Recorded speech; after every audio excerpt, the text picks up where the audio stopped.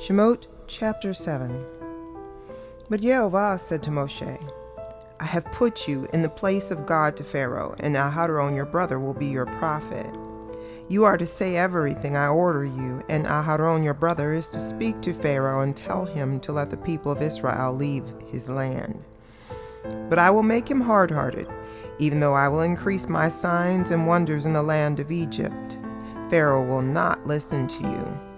Then I will lay my hand on Egypt and bring my armies, my people, the sons of Israel, out of the land of Egypt with great acts of judgment. Then, when I stretch out my hand over Egypt and bring the people of Israel out from among them, the Egyptians will know that I am Yehovah. Moshe and Aharon did exactly what Yehovah ordered them to do. Moshe was 80 years old and Aharon 83 when they spoke to Pharaoh.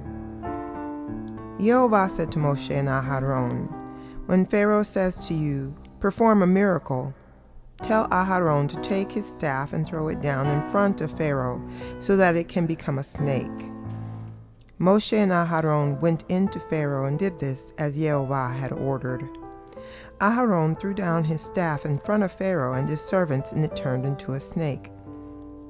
But Pharaoh in turn called for the sages and sorcerers, and they too, the magicians of Egypt, did the same thing, making use of their secret arts. Each one threw his staff down, and they turned into snakes, but Aharon's staff swallowed up theirs. Nevertheless, Pharaoh was made hard-hearted, and he didn't listen to them as Yehovah had said would happen. Yehovah said to Moshe, Pharaoh is stubborn. He refuses to let the people go. Go to Pharaoh in the morning when he goes out to the water. Stand on the riverbank to confront him. Take in your hand the staff which was turned into a snake, and say to him, Yehovah, the God of the Hebrews, sent me to say to you, let my people go so that they can worship me in the desert. But until now you haven't listened. So Yehovah says, this will let you know that I am Yehovah. I will take the staff in my hand and strike the water in the river, and it will be turned into blood. The fish in the river will die, the river will stink, and the Egyptians won't want to drink water from the river. Yehovah said to Moshe, say to Aharon, take your staff, reach out your hand over the waters of Egypt, over their rivers, canals, ponds, and all their reservoirs, so that they can turn into blood. There will be blood throughout the whole land of Egypt, even in the wooden buckets and stone jars. Moshe and Aharon did exactly what Yehovah had ordered.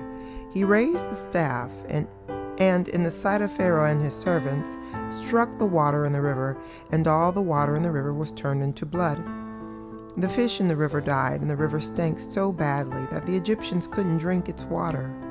There was blood throughout all the land of Egypt. But the magicians of Egypt did the same with their secret arts, so that Pharaoh was made hard-hearted and didn't listen to them, as Yehovah had said would happen. Pharaoh just turned and went back to his palace without taking any of this to heart.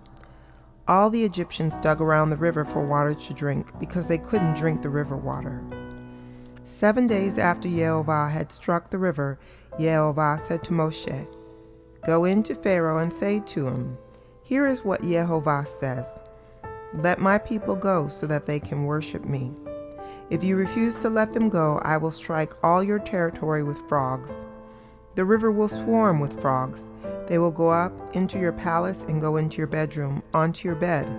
They will enter the houses of your servants and your people and go into your ovens and kneading bowls.